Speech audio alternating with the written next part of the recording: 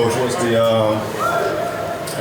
team looking like this week coming to the final home game of the season and facing a Wake Forest team that's kind of deceptive? Yeah, I think there was a lot of things last week that we wanted to improve on our defense, and we set out last week to do that. This week's been all getting ready for Wake, and obviously the challenge that they present, with the slow mash series and everything that goes with it. So far so good. Good practice yesterday in a lot of our special situations today. Early downs. Tomorrow will be third down. So we had a good one today. We'll watch it right now and try to move it forward. Looking at that Clemson game, Coach talked about the field position. Now, you guys gave up 24 points in the first half, but they had really good field position. What did you see out of your team in the second half to only allow, I think it was 8.7? Yeah, I think they fought. Obviously, we're part of the issue with the field position, right? 21-yard run, didn't tackle as well as we have. So we need to tackle well. We put a premium on that last week. I think that's really important. But if we want good field position to work with, then we have to do something about it. And obviously, a couple of times we let them out, and that changed the field for a long time. So we either got to take the ball away, or prevent some of those long runs to change the field ourselves. And then you got some seniors on the team on the defensive side of the ball, some key players, guys like J.D. and Cam. What are you looking forward to in this game and potentially their final home game for your Yeah, I think the way we honor them is by being focused, right? By having a great practice. We did just that today. By just staying in the moment, not getting too far ahead of ourselves. I think it's really important. That the way we honor them is by the way we prepare and by the way we practice, not necessarily just patting them on the back on Saturday. So to me, that's the ultimate respect, and that's how we show them respect. And then, what do you, not to give away the game plan, but what do you see in Wake Forest and what they're capable of and what they bring to the table? Well, it's a challenge, right? It's unique. On offense, what they do, it requires a lot of work. We've been putting a lot of time into it, and I know Dave personally. I think he is one of the best coaches in the country, and I have a great deal of respect for him and the way he runs his program, and obviously the way he runs the offense. So again, we're getting ready every day right now, and all the little things that we got to do to play really well. We got to just keep stacking days, and tonight we'll watch it. Tomorrow will be third down, and we'll move forward. Sam, Coach Freeman kind of talked about this, about Sam Hart and playing there, and that he is able to kind of help out, and you guys can able to pick his brain in some areas. How is that being able to pick a guy's brain, similar to Javante at Ohio State? I think the thing with Sam, I have a good relationship with Sam, and we're always talking shop. I just think in this particular case, obviously he was in a unique system, but those conversations are over. I mean, he's got his hands full right now with that defense over there, and from what I understand, they're playing really well on defense. So that's the challenge that Sam has, and we don't need to burden him by asking him too much on our side of the ball. Go ahead, Todd. Last one. You're nominated for the Royals Award. What does that nomination mean to you? And if you were to win the award, what would that mean? Well, I just think it's a reflection of the organization, right? Whether it's the support of Coach Freeman, the staff. I get to be the coordinator of an unbelievable staff every day, and it doesn't matter, what position or, like our graduate assistants and our quality control guys are phenomenal. Our assistant coaches are awesome, and then it's the players, right? The players who execute and play with passion. So again, it's an honor, that my name's, there, but really that's, to me encompasses all of those that I just mentioned, and to me that's what means a lot. Thanks, Coach. Thanks, guys. Hello. All right, Coach, how you doing? Good, how are you all?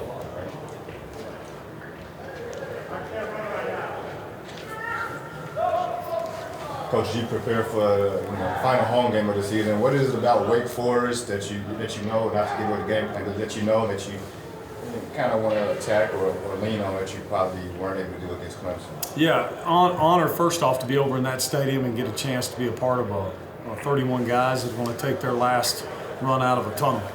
And I know that no matter how old I get, that's special. So certainly want to honor these players who have sacrificed and came to a great university to get this experience both on and off the field. I personally know Brad Lambert, the defensive coordinator there, and have a tremendous amount of respect for him and who he is as a person and a football coach. His resume speaks for itself and the job he's done at multiple stops on defense. And he presents a lot of challenges because of it. He's got multiple fronts. The way he applies pressure through his safeties first and how those guys fit and get involved. We have a tremendous amount of respect for how they get up the line of scrimmage to stop your run and fit you. So it poses a big challenge for us. They present that way statistically and certainly again with what they've shown on tape. So for us, not to give much away, but that's going to be the challenge, right? Is finding ways to find rush yards for us to let us fit things up to try to combat that. And then we certainly got to attack them on the perimeter and find ways to do that as well so we can try to give some air to this thing because it really is a fine job they do in fitting the run. Looking back at the game against Clemson, Audric Estimé only had 3 carries in the second half. What was the mindset of the game plan going into the second half, being down, trailing, and having to kind of play catch-up at that point? Yeah, just that. I think that, it was hard. There's a point in which you saw them substitute out and place with 4 and 5 down linemen. That was a different change for us based off film study. It makes it hard. We were struggling with some efficiencies early after we got through and came out of the first 2 touchdown drives to kind of pull the thing close. During that time, when you affect yourself on first down efficiencies, it's tough to go run. So there was multiple reasons, different guys having drives and getting rotations to keep him healthy. But when you get down in a game and it became a 2-minute game, especially with those last 2 possessions, you're forced to get put in a 2-minute drop back pass scenario where we want to make sure we get out in front of this thing and keep ourselves in position to be able to run, set up our run with play actions and play in front. And we lost that early in that football game, and it certainly affected our efficiencies to keep drives alive. And obviously you mentioned this before, that you do have the confidence in Audric Estimé. He knows that, but do you have conversations with him after that matchup? Obviously he's a football player, he knows what the scenario presents, but do you have conversations with him to reassure him or just to go over why, hey, we didn't choose to run the ball with you after carrying the ball for 66 yards in the first half? Yeah, I think that anytime you have to visit with guys you respect, trust, and love, no matter what, we'll visit with him. Coach D does a great job with him understanding, and Odd does a great job with it. There's always reasons why. Sometimes those reasons are, hey, we got to do better, make sure you see it and touch it. And then sometimes it's just the way the game went and the way the game was for us and how we got down, and certainly shouldn't take care of the ball better. Those efficiencies allow you to earn more plays with possessions and plays, which allow you for those things to happen too. So he's a complete pro when it comes to that stuff. We'll continue to grow and obviously try to survive series better where we don't have to have those concerns anymore. Looking at Wake Forest, I'm sorry, I'm the only one asking questions, but looking at Wake Forest, a team that Sam Hartman played for, Coach Friedman talked about the fact that you can kind of pick his brain but not too much depend on that, to pick Hartman's brain about what they present offensively and defensively. How have those conversations been able to help with the install of the game plan to kind of just be able to have some insight on the team that you're facing in the final home run? Yeah, I think it's probably a little too much to put on Sam to go that route. Just to respect his process and the feelings he has about that place and those things. We certainly want to gain the knowledge we need that kind of helps us. Otherwise, we want to let Sam feel like he's right here, comfortable in the game plan like he would week by week, and try to make this thing as normal as we can for him, because we understand it's not normal. But we want to make it as normal as we can for him, let him play free, know the game plan inside and out, let him go out there and play fast and honor these seniors together, and hopefully everybody come off this football field feeling the way we want to. Coach, you come into your last home game of the regular season, and your first year with Notre Dame, and you kind of tell us what that means for you from a coach's perspective to send these guys off the right way in the last home game. Yeah, I just think like Coach talks about, just what can we do to avoid any of the outside noise and focus on winning this game, especially obviously for the seniors. Definitely special, but every game to me inside that stadium is special. So. But I know the guys are real looking forward to trying to handle the business for the seniors and set them up the right way. As you prepare for this game, you obviously probably look back on what took place at Clemson. You look at that game, and the punter for Clemson, man, he was outstanding as far as the field position. What were your thoughts on that going into the game, on how to attack what the field position that he was putting you guys in? Yeah, I mean, we kind of had a different game plan than we had been using for that reason. He had been doing really well flipping the field, so we were trying to get, for the most part, 2 returners into the game, so both CT and Faison could hopefully touch the ball. Didn't work out the way that we wanted.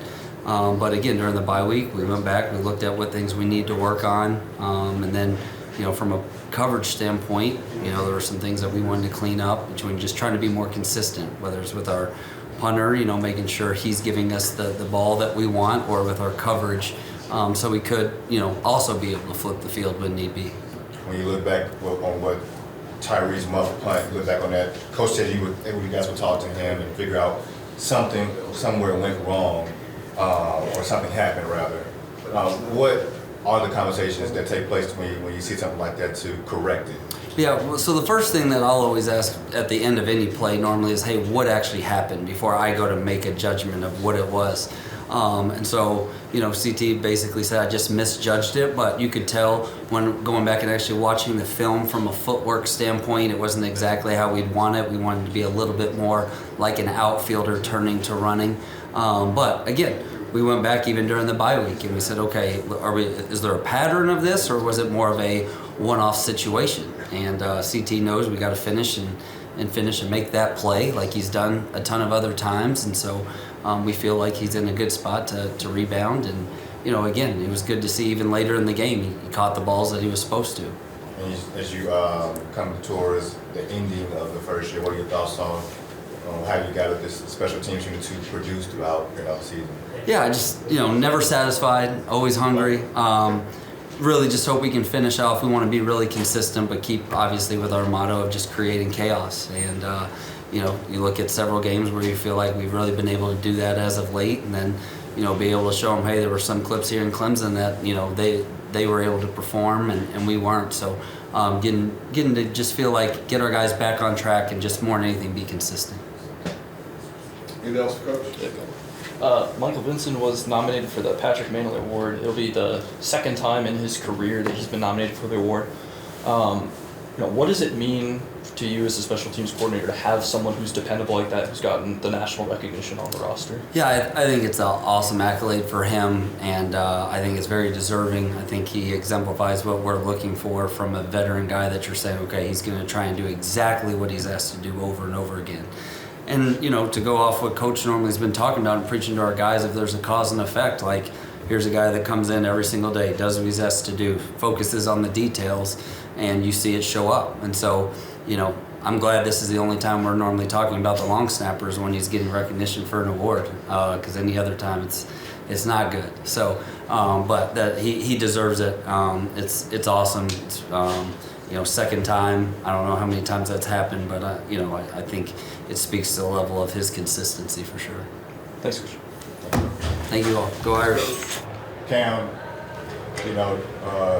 last home game of the season, year 5, man, what's it like for you and potentially your last home game here at Notre Dame and, leading this group out as a senior this year? Just doing it the right way. It's just a real time of the year where emotions are high and there can be a lot of distractions around that, right? But just making sure I end it on the right note, just being the best leader I can be, right? And doing what I can for the other seniors that's around here to make sure that they aren't leaving on a bad note and doing everything I can. So, it's emotional. It's going to be a sad time leaving, but it'll be fun as well. And you've done a great job in this year, you being one of the highest graded, DBs in the country, and, it's in just preventing quarterbacks from throwing to your side of the field. Can you talk to that progression of this, throughout your time here in Notre Dame, coming to this point now where you are one of those elite defenders that quarterbacks just don't throw towards? I don't really think much about that, right? Like, I still come in with the same mentality I came in as a sophomore. Maybe I'm just a little bit more mature, a little bit more older, and have been able to play a lot more football, right? So I've seen more. Try not to focus on that. I call that rat poison. And whenever my friends and family send me that, all that stuff, I just block it out. But obviously, it's a great honor, and there's a lot of great defensive backs around the country, and it probably helps me that I have Benjamin Morrison on the other side. So, yeah. also probably helps that you got the guys behind you as well as Xavier Watts, No doubt. picking off teams left and right. But what do you think you're leaving the state of this football team in when you leave here, specifically the DBs? I just think in the corner room, being like the first group that Coach Mickens came in with, well, being the first corner that Coach Mickens, me and Clarence's first corners here. This is the standard that he created. I look to uphold that every day, whether he's here, whether he's not here. I took on the responsibility to make sure that standard is held high. And I think when I leave, that's a standard that Notre Dame football will be able to take on forever, whether Coach Mickens is here, whether any of these cornerbacks are here. I think each and every one of them understand that standard, and they won't let it up. And coming into the game matchup against Wake Forest, what do you see in Wake Forest if they do well, or not to give away the game plan, but if they do well, and what y'all goal is in this matchup? A little bit unconventional, right? With the RPO, we call it the Slum Series, but it's different. It takes a little bit more tedious preparation, and it's more attention to detail, if that makes sense. But take it like any other game, right? And just make sure we end this thing on the right note at home. You got one more for Tim? Family, friends in town for this matchup. Everybody, yeah. How special is that, man, to be in it, not only to share that moment with your family that's in town, but with the other seniors on this team? I think Freeman said 31 of you guys. Yeah, potentially. It's very special, man.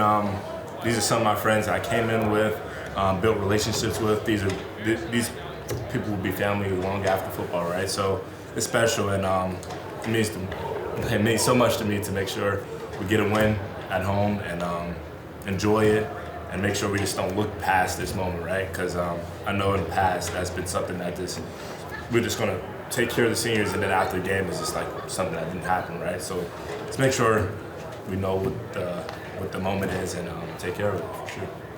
JD, last ride, a home game here at Notre Dame Stadium.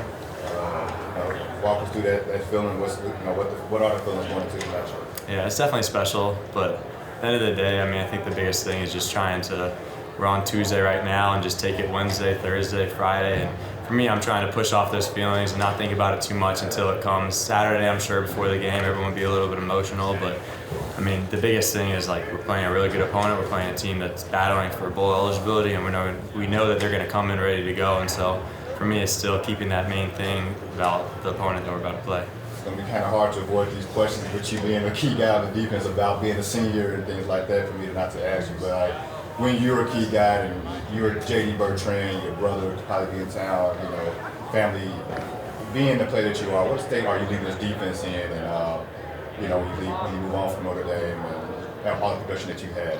All I've tried to do my whole time here is just leave it better than I found it, and whether I've done that, we'll see. And honestly, I think the biggest thing for me is just getting better every single day and challenging these guys and pushing these guys. And so I hope when I leave here that all these guys feel that I've done that for them, and just kind of being that extra person that is an older, kind of old head that they can lean on and ask questions to. And so when I leave here, I hope that's what they say about me, and you have to ask them to find out. Have you had a conversation with Sam Hartman about helping him defeat his former team in the final home game of the season? Yeah, definitely. I think it's kind of inevitable, it's going to happen. And he sat down and watched a couple of games with me, which obviously helps. And they're going to have some wrinkles here and there, knowing that Sam played. But at the end of the day, I think it's nice to be able to have a quarterback that's been in the system and just be able to have a deeper understanding of the system. And what do you see from this defense, what you guys were able to do in the second half against Clemson? Obviously, battled with some tough field position against Clemson in the first half, but in the second half, holding them, I think, with 7 points. Just kind of playing that brand of football that you guys have been playing the majority of the season. Yeah, as you said, I think it's just we've been playing a very dominant style of ball and just making sure that we're able to do that the totality of the game. And so going into this game, that's our goal: start fast, finish strong, all of everything in between. And so make sure that we go out the right way for me, the seniors, and also make sure that we do it for Sam. You look back on your career, you've been here a long time. Yeah. How was your life? I think looking back, the biggest thing to me is I think my journey and most people's journey doesn't always go as you anticipate it. And I always say that you like to have, I came in with Kyle Hamilton and he was from Georgia, and everybody kind of anticipates them or wants them and sees themselves having that Kyle Hamilton career, but it doesn't always go that way. And there's injuries, there's bumps along the way. And so honestly, I think I'm a better person because of it. I'm a better player because of it. And mean, I'm very thankful that I had this opportunity to come to Notre Dame and just be a Notre Dame Fighting Irish. It's kind of a tough answer to pinpoint, but is there a moment to play a game that you can say, this is my favorite, you know, this is one of the select favorites that I have, memories that I have playing here at Notre Dame? I think, I don't know if it's a moment or a game, but leading up to that first start against Florida State and just getting the phone call from Free and telling him that I was going to start, like, I just remember I was sitting in my brother's apartment and I was kind of just like shocked and quiet and just didn't know what, had a rush of emotions and didn't fully know what to think. And then to go out there and know that I was able to do what I've been doing in practice, but at a bigger stage at Florida State on Sunday night. And so that was a very special one for me. All right. Thanks, Jay. Thank you. Thanks, Jay. Billy, you look at to make a start on the offensive line this week. I think Rocco is out. What's it like building up to this week, man? Knowing that you have to bye week, but building up to this moment where you're going to be starting next to Blake Fisher and probably Ashton Cricket because he's not back. Yep. Well, first off, I want to wish my best to Rocco. This is not the way anybody wants to get into the start of their career, but I'm excited for the opportunity. I'm fired up to get out there this weekend. Can't wait to work with these guys. I love this group, and we're going to keep the standard rolling. Who's been conveying that message of the standard now that you're going to be in the starting lineup on the offensive line? Is it Blake? Is it Joe? Is it everyone? Zeke, Rocco, maybe? Who's conveying that message of how you uphold the standard on Saturday? Yeah, it's everyone. But the great thing about this group is the standard's already set. The standard's there. The standard's been set by the groups ahead of us, and every day we put this jersey on, we represent more than just ourselves in this university. We represent a playing style that those guys started and those guys instilled into this program. So you're stepping into an offensive line that's one of the semifinalists, for one of the best offensive lines in the country, man. What are your thoughts on that, and how do you view that and what they've done so far throughout 10 games?